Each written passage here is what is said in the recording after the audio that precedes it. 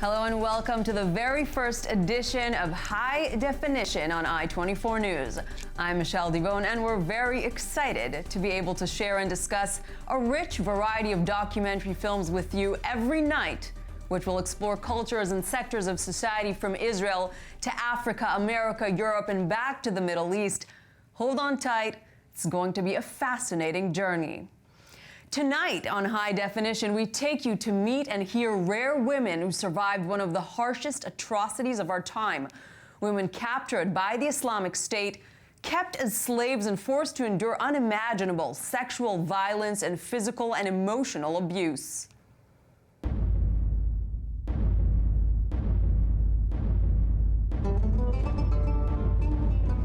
These young women are for sale.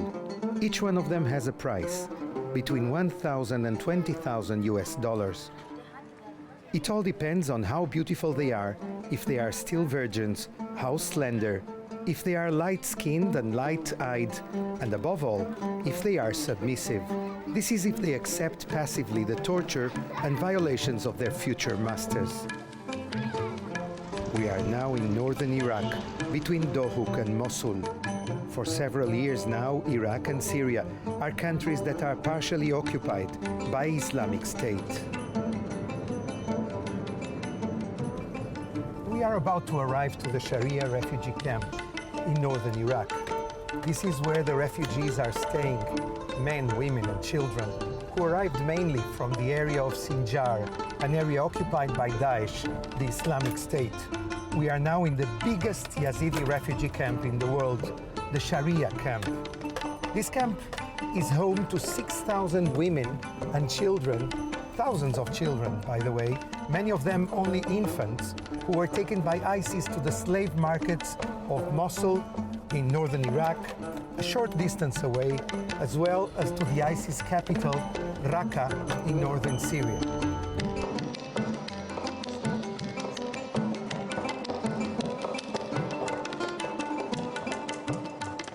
What happened to you?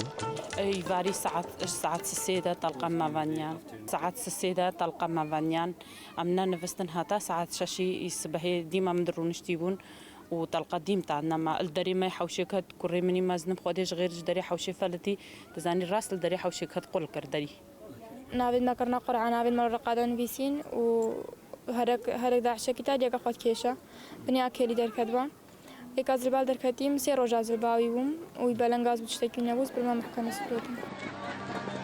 Here, slavery and brutality from the Middle Ages that many thought disappeared from the world has appeared again. Thousands of men and women, mainly Yazidis and Christians, were assassinated by Daesh, the Islamic State activists. Very rarely there is an alternative to converting to Islam, but most times there is no choice. In recent weeks, some young women managed to return to their families and wish to tell us what they have suffered, with one condition: remaining incognito, because they all have husbands, fathers and brothers, sons or even small children, who are still in the hands of Islamic State. Jamila, of 15 years, was kidnapped and held for 5 months in the hands of the radicals. As she's very beautiful, she was sold as a personal slave to the emir, the leader of a town controlled by ISIS. بشتي وساعات يصير ما إحساسه كما نما براستي يعني داري خو يعني تهردو شافت خو تبيني زاروك هاف سالي اختسابك شو زحمة ترنينا.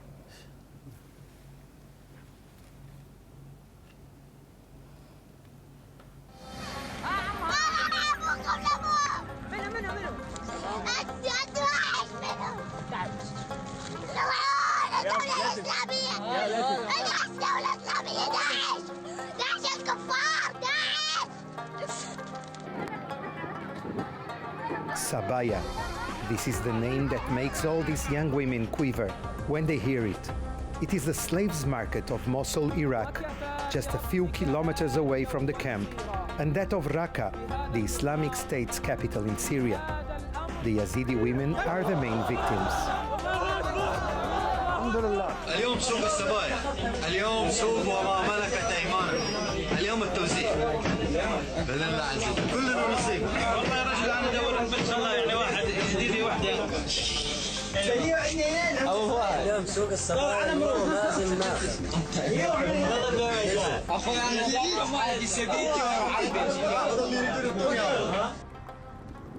The Yazidis are approximately 1 million people. They are dispersed in various Middle Eastern and European countries, half of them being in Iraq. They belong to a Pacific religion, originating from ancient Mesopotamia with thousands of years of history, who suffered more than 70 different genocides through the last millennium. Their religion believes in nature, and they always pray in the direction of the sun. According to their calendar, they are currently in the year 6666. According to them, their people are victims of an organized genocide, which the world is painfully ignoring. During the 5 days we were there, we did not see not one journalist in the area, and not even one international aid organization. It is a desert of indifference with just a few surprises.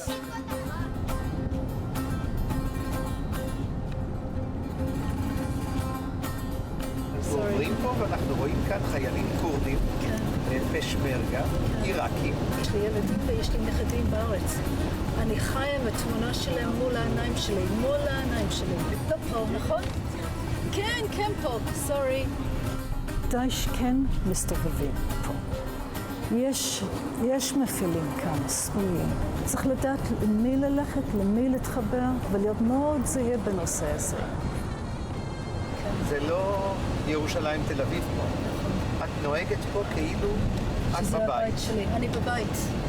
אני בבית. מצאת את המילה הנכונה, מילה לא צפויה, אמריקאי. זה הפך להיות הבית שלי, אין לי הסבר. הפכתי לאם משפחה שלי.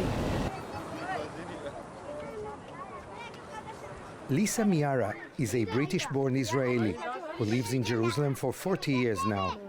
In 1998, her oldest son was serving in the army when he was brutally attacked by a Palestinian mob who tried to kill him while stealing his weapon.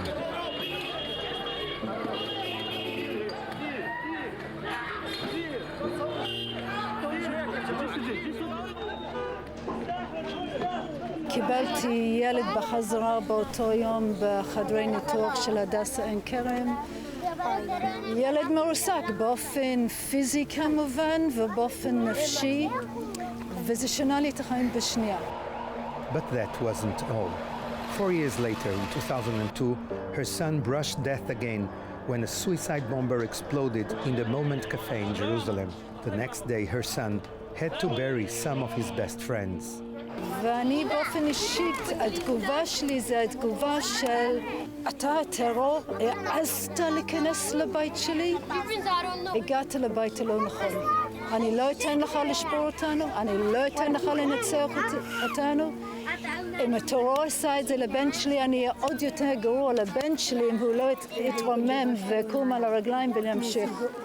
Lisa decided to establish an NGO for humanitarian assistance. In the last 2 years, she managed to organize a network of clandestine smugglers who go to the ISIS markets in Raqqa and Mosul and buy off women and children in order to liberate them back to their families.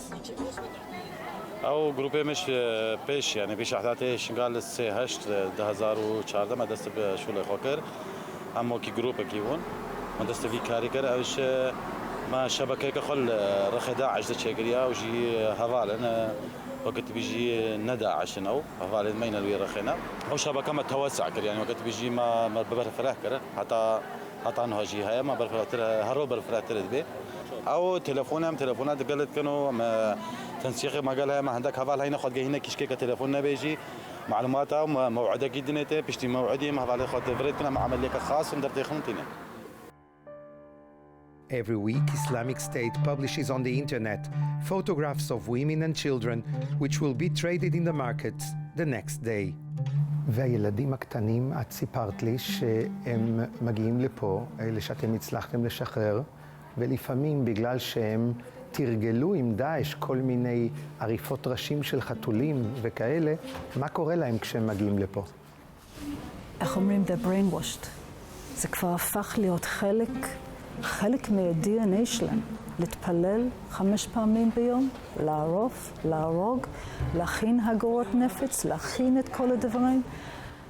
הם גייסו אותם, גם ילדים בני 4, שעזרנו בשחרור, וכרגע אנחנו בתוך השיקום שלהם. ילדים בני 4, הם חיילים קטנים, וילד בגיל 4 נכנס לאוהל, ראה את אחותו ישנה, לקח סכין, נסע להרוג אותה. The young Yazidi Bazad is attentive 24 hours a day, following the social networks.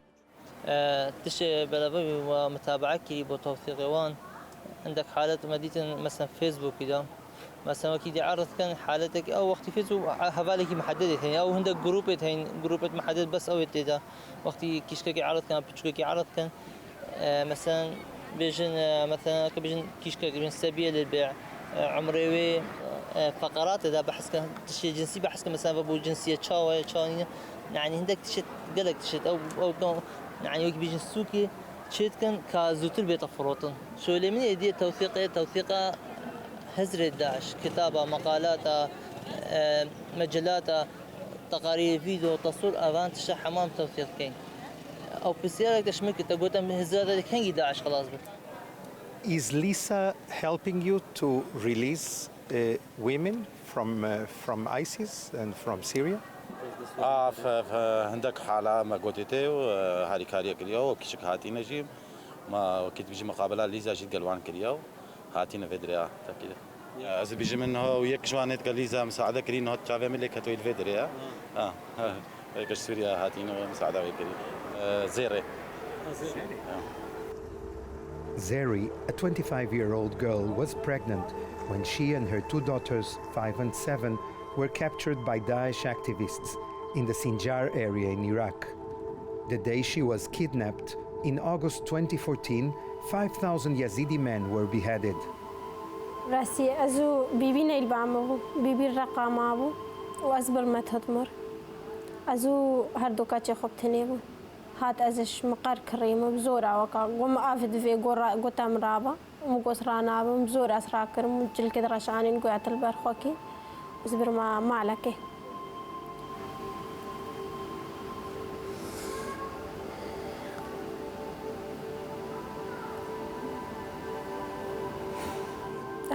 أزبر ما شقكي أزو لم يعمونا أزو هردو زارد من برنا شقكي ده تقريبا 5 روجاز الباوي ودور عمي إيش مرة بيز براسي هردي مراد بومن وزارد مي قلت بجام ناكي سراب متى هردي مراد بومي وزت شدان دي مراد بومي 15-year-old Iman was sold for $1,000 after being separated from her mother Nofa and from her 2 younger sisters. The girls were taken to military bases of Islamic State and were violated as much as 10 times per day by the radicals.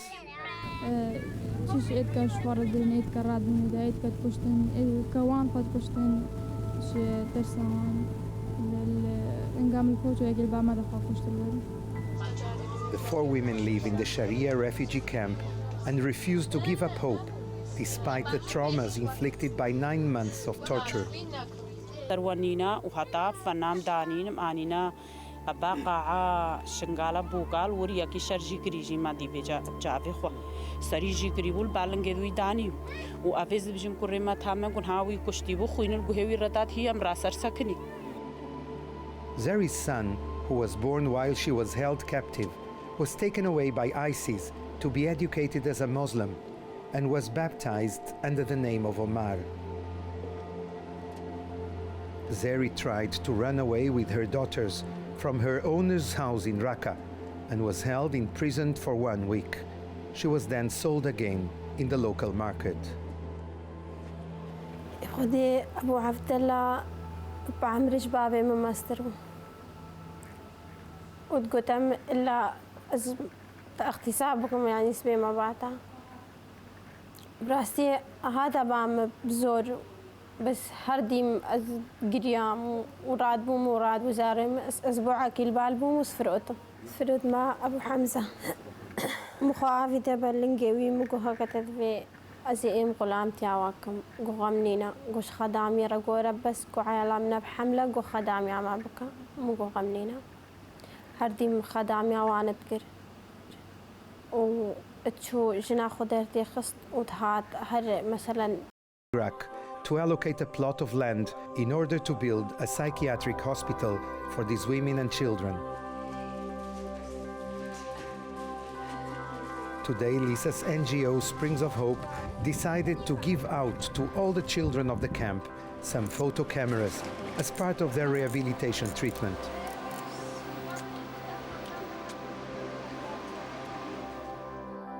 These young women liberated in recent weeks are about to go through a powerful experience.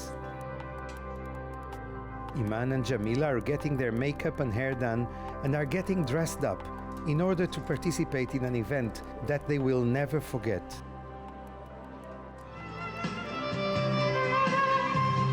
It is a fashion show to former ISIS sex slaves. Spread across the table are the clothes they used to wear when they were in their captivity.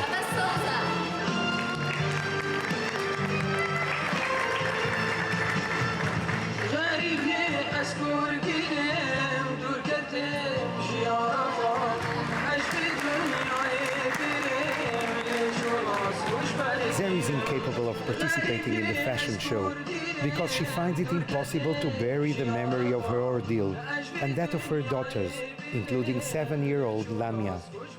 ردنا أبو مالك فلسطيني ودي برماني في عائلتي خو كلك الباوينة مامس دور شاروشا مام مالاوان ويجي هرقوتم قوم نتنش تشتكي لك رقو هكذا قانش بيتا خدامي عماكير قوت الباما بيمو قمنينا الزوجار ادخل غرفة دا نفستيبون أو مثلا با عائلتي خوبا جارك دور ساعة شهر هات كتا غرفة ما وداريك وملابسك لينا هردو زارو مباري مخو حسيان كرنا قوتيني ورابو مي قوشماتا اتشما زارو تتكنا قوتيني اسكريام مكرا قوتيني. The high temperature of 113 degrees in the shade does not help calm the nerves. In front of all the Iraqi television cameras and public, Lisa makes an unexpected and possibly dangerous confession. I would like to read a few words. It was written by a man who knew in times of trouble to look to God for his help. And he wrote a song about my people, the Jewish people. The name of this song is We Were Like Dreamers. Dreamers, those who dream, homie.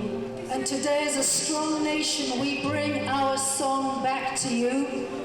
We say to you, friends, yes, you are broken, but dream again.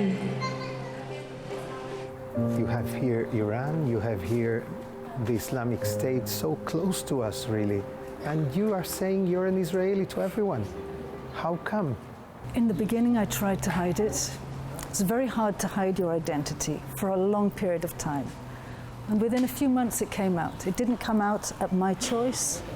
And then I made a very calculated decision that if it's right for me to be here, people need to know who I am, because we have such parallel histories, the Jewish people and the genocide here.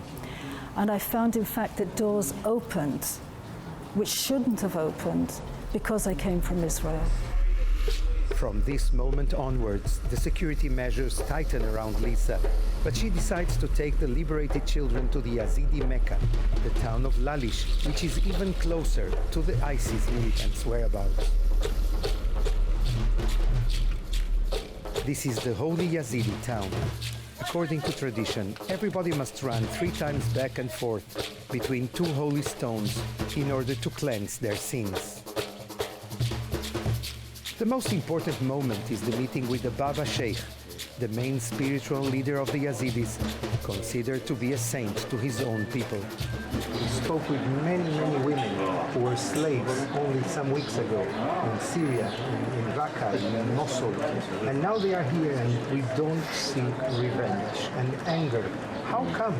نانا رجك عشيرات دي انتقامي بن بس كان قانون هابد أزو أو فرقنا بن قانون ديمقراطي بيت حمود بيجن ديمقراطي هكذا أمر زكي مين أم تعديل خلقنا بين هزار برن بجرم تشيكي نا كهرباء نا آبا نا تشتكى نا ديشاوات زبرنا. And we ask the international community to help us in a humanitarian way. We have now in Kurdistan about 1.6 million IDP and refugees. The IDPs from all the other part of Iraq, and the refugees are from Syria. So we ask the international community to help us in a humanitarian way to help these people.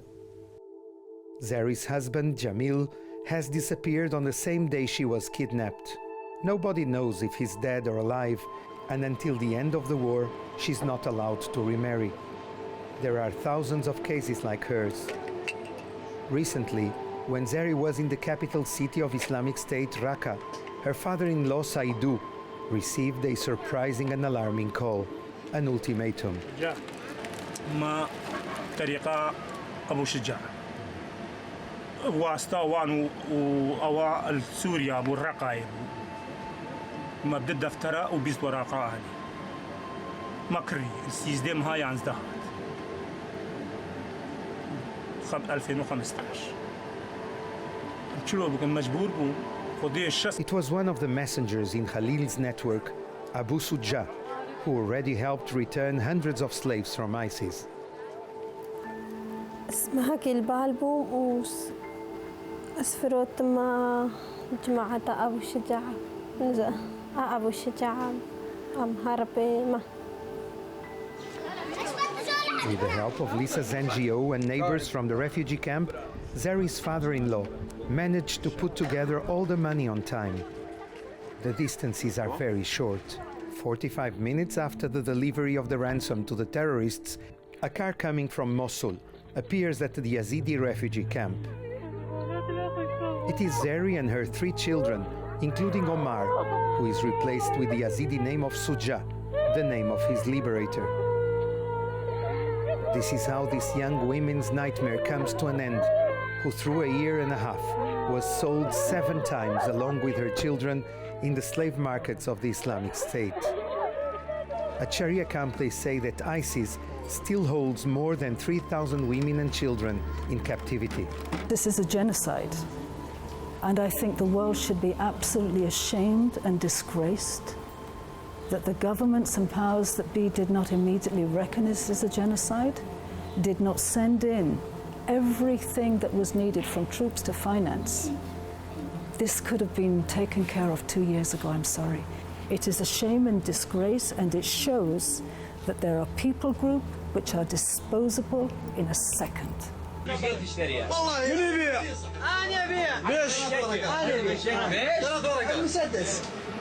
قدي ما هي في قدي ودولتها هاي ما فرابن ما أقل شيء مين وجنتنا فانزار واش تستدعى اشترينا ما شارو جدي زارو ما عمري وان هالسالم وما زين بن أوينا شريمة قدي قاسي يعني عائلتي ما هم وزارو البيرة مرتين.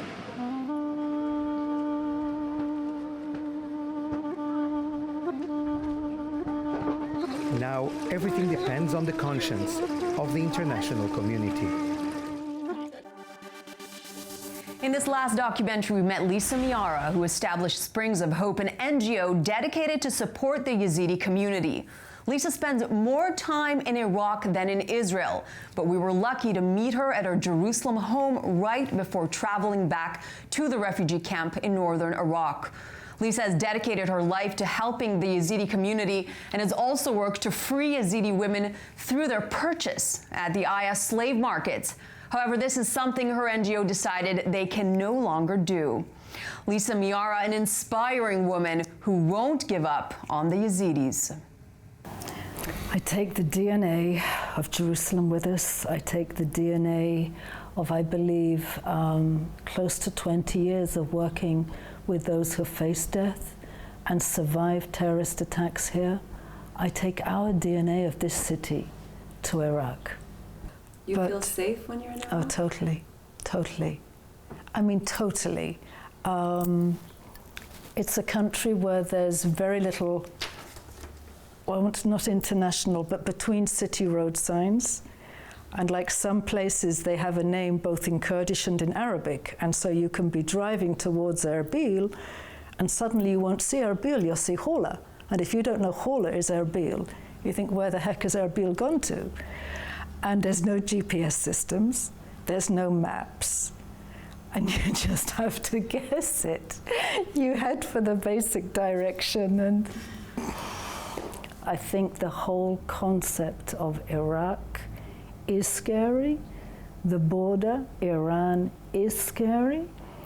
But if you're one that obeys the rules and stays within the Kurdish regional government, which is full of Peshmerga, where ISIS did not infiltrate and will not infiltrate, there's no reason to fear. And what does your family say about this? My family are like most. You know, you can say you're doing a good work, but enough. I can remember my son lying here on this sofa one Friday night, you know, really chilled. And he just suddenly said to me, "Ma, do you ever think that when you're in Iraq that you have kids and you have grandkids?" And I said to him, "Sweetie," I said, "believe me, you're in front of my eyes 24/7. And I said, I hope one day there will come some comprehension of the enormity of an Israeli Jew living inside Iraq as one, with full recognition of the zehut and the identity." Lisa, we're sitting here in Jerusalem, in your home in Jerusalem, and yet you say you're living in Iraq. Yes. and you earlier mentioned that that feels like home. It's become home. And it needed to become home in order to have the depth and the breadth and the height of relationship. This is long term. I mean, I've said to my guys there, and I've said it half kidding, but who knows, just over the mountain, there's the tomb of our Jewish prophet Nahum. Just an hour's drive away in another direction, there's Amedi, where there's a Jewish graveyard for one person. For one person, it's that tiny. But a Jewish community used to live there.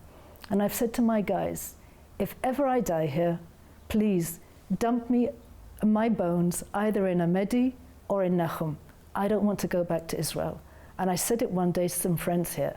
I said, in case anything ever happens, please don't let my kids waste money bringing my body back here to stick it in a piece of ground here. There's my home. I want to live with these people, and I want to die with these people. Some time has passed since Enrique shot the documentary, and we saw a few of the Yazidi women that were freed.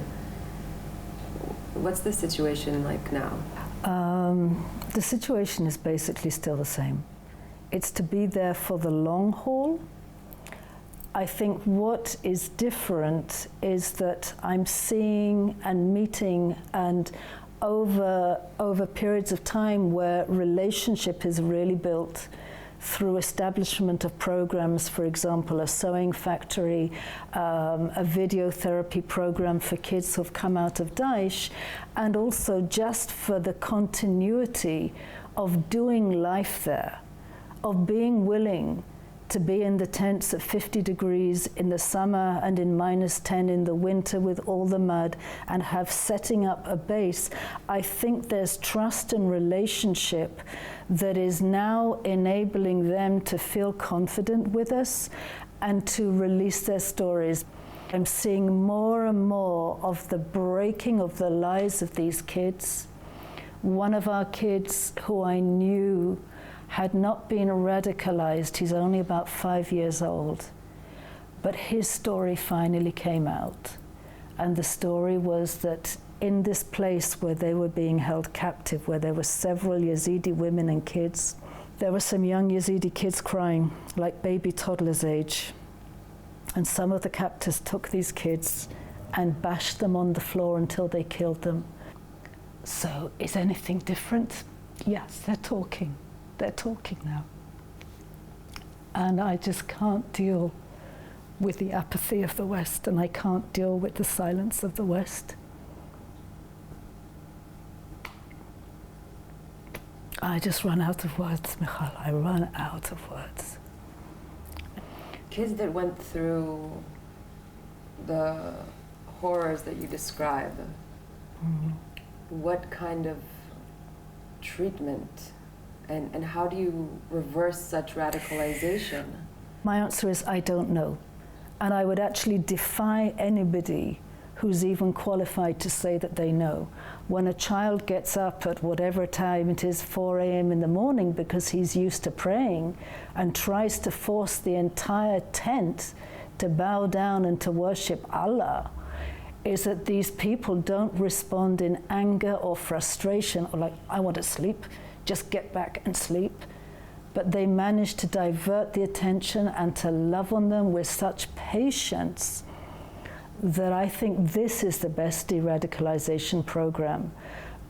And the market is still operating? There's two things that are still operating. Trying to sell them back to the families through the slave markets, particularly of Raqqa. And if you're and there are those that do have to connect with captors and Daesh in order to get this information. We have contributed definitely to the purchase of a couple of women. There's no question about it. One, I had no idea we were doing that. The second one, I did know. And it was one of those decisions. She'd been sold 14, 15 times. And I broke. I broke when I saw her family, like her extended family. But we can't do it. We can't do it. We don't operate inside the slave markets, no. If I personally, if I was a philanthropist and I had the money, for goodness sake, let's put $3-4 million down and buy all these women out and get them back home. For goodness sake. I wish somebody like that would stand up. End the agony, because you walk around in the camps and you're living under the shadow of death the whole time. You revealed who you are. Why did you do it? Wow, I debated quite a while concerning making a stand that I'm Jewish and that I'm Israeli on a public. I had let it be known in governmental meetings and in private meetings. I felt and I feel that being Israeli is key to us being there. There is an honor for Israel, there's a respect, both amongst the Yazidi people and amongst the Kurds. They see the historical parallels. They see the governmental and strategic and military parallels. And I also knew that I would never be able to live there and to be who I am if I'm hiding who I am. And it was in a sense like testing the waters to see what would happen. But I knew that I was walking into a very volatile position where both exposing myself and it going out on the media, it was shifting me into a very public place, which I don't desire and I don't want. I'm just happy to stay under the radar. Let me do my job. We lost, as a well-funded NGO, we lost 98% of our funding in the last year from both the Jewish community and what I suppose would be the evangelical community, really through a lack of understanding. I mean, people will say it to my face. We give money to Jews or Israelis in Israel, to works inside Israel, within the Jewish community. We don't give to other persecuted groups in the Middle East. So after, say, 2002 to 2016, It's really starting from scratch. I mean, how do you react to that? How does that make you feel? How it makes me feel that people are exceptionally narrow-minded. I've lost the majority of my personal friends. What is the most important thing you want people to see and hear? Don't be afraid. Don't be afraid of the unknown. Don't be afraid of people who are different from you. Come. Just come. Your lives will be changed. And I think it's a win-win, but I think it's us who are winning more. So 10 years from now, how do you see the Yazidi community? Sadly, I see the majority of them exactly as they are. 400,000 people living in tents with no hope. I want to see us embracing, from an educational perspective, the women and the kids who've been out of Daesh for more than 1 year, because there is an Iraqi law saying that those who've been outside the education system for 1 year are not entitled to return. And it's like, come on, these kids are special need. These women need to be given more chances because their husbands are in mass graves. So I would like to see us in a place of stability in the community where we can say, yes, we're contributing to education, to health, and to getting out of the camps, and to give you something that is sustainable, and then you can run with it and you can be the examples for others. And we're very happy to have in studio Enrique Zimmerman, journalist and the filmmaker of this very special documentary. Hello to you. Hello, Michelle.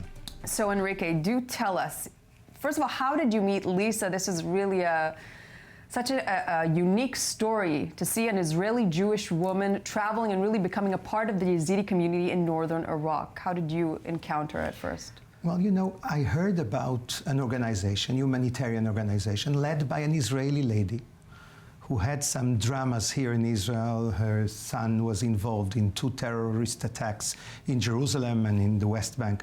And I heard about that, by the way, in the Vatican when I was meeting the Pope. And he spoke with me about the lack of interest in the international community in northern Iraq to try to help both Christians and Yazidis. And he said there is an organization called Springs of Hope that I know, that I heard about that. And then I read and I saw it's an Israeli lady, so I called her. And she said to me, do you want to come with me to northern Iraq? And I'll show to you what's going on there. And that's the way. Lisa said she's not scared in northern Iraq. She said, not at all. Do you feel the same way?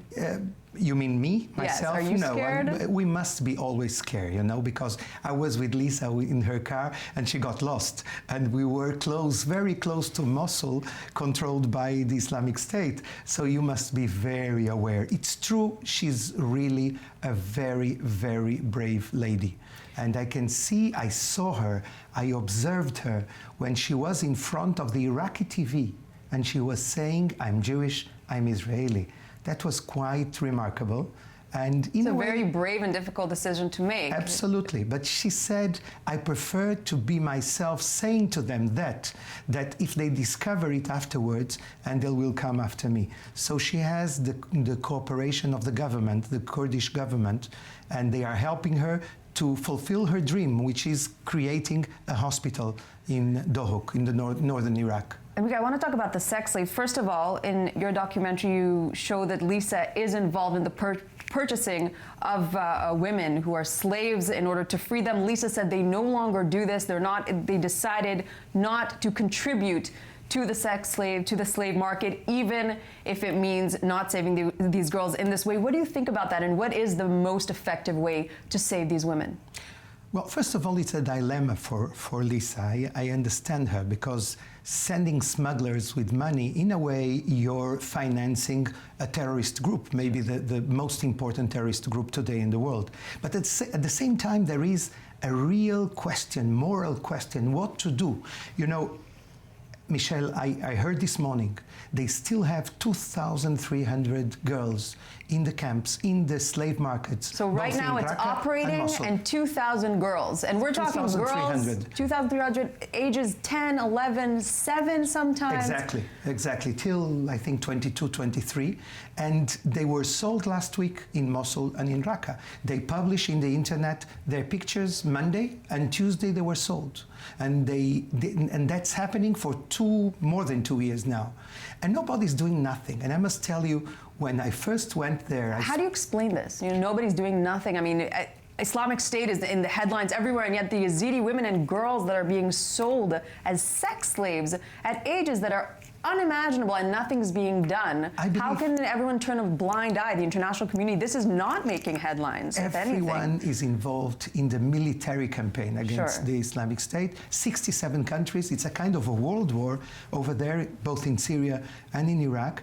So they don't deal with the other aspects, which are critical, in my opinion. You know, Shimon Peres, who was the president of Israel and was the Nobel Prize, Peace Nobel Prize, he heard about that, and he asked me and Lisa to come and see him some months ago, and when I came back from Iraq. And we went there, and he said, I'm ready to lead an international campaign, asking the world to do something.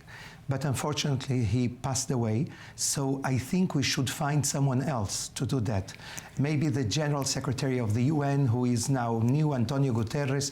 I know he's very sensitive to that. I believe the world must wake up. This is something that should be stopped. And I'm not talking only about the women, also about the boys and girls, you know, 5, 6, 7 years old that were radicalized. Exactly. Absolutely. So, future of the children and the Yazidi community as a whole that today are living as refugees. I heard some of them came back from the slave market. They were released, and they are still with the same clothes they had when they were in the Islamic State. So it's quite a shame, this fact. I think the world should do something immediately to go there and to try to help to put an end to these shots. You saw these images we brought from the slave markets. This is something that can't be in 2017 in the world. It can be, and it just can't be ignored anymore. Enrique, thanks so much for bringing this story forth, a very important story, which I hope will make waves. We'll have to leave the discussion at that, but don't worry, tomorrow we'll have an entire new topic and a fresh documentary. Be sure to join us. Thank you for watching.